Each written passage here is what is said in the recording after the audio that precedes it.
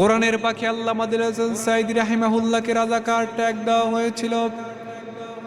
সারা দুনিয়ার মানুষ খায় নাই। রাজাকার বলে তাকে যখন মানুষের মাঝে উপস্থাপন করার চেষ্টা করা হয়েছিল, জিনাকার বলে মানুষের মাঝে বলা হয়েছিল, কেউ তাদের কথা বিশ্বাস করে না।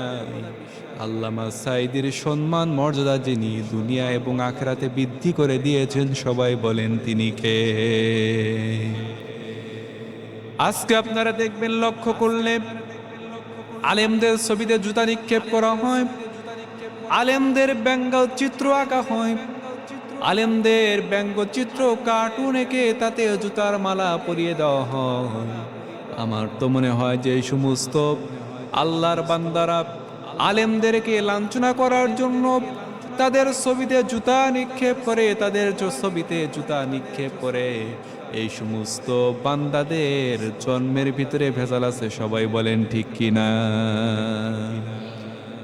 কারণ কোন বৈধ মায়ের সন্তান, বৈধ রক্তের সন্তান আলেমদের সাথে বেয়াদবি করতে পারে না। কোন সুস্থ স্বাভাবিক মস্তিষ্কের মানুষ আলেমদের সাথে খারাপ আচরণ করতে পারে না। সেজন্য আমি আপনাদের অনুরোধ করে বলবো, ও বাংলার মুসলমানেরা, খবরদার আলেমদের সাথে বেয়াদবি করবা না।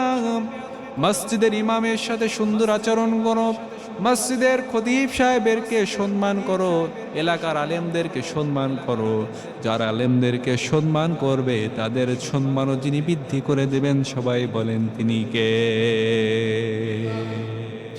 আলেমদেরকে যদি আপনি সম্মান করেন, আপনারও সম্মান আল্লাহ বৃদ্ধি করে দেবে। আর আলেমদের পিছু যদি আপনি লেগে যান, আলেমদেরকে বেজ্জতি করার চেষ্টা করেন, আলেমদের সাথে খারাপ আচরণ করেন, আমাকে আপনাকে আল্লাহ ছাড় দেবেন না।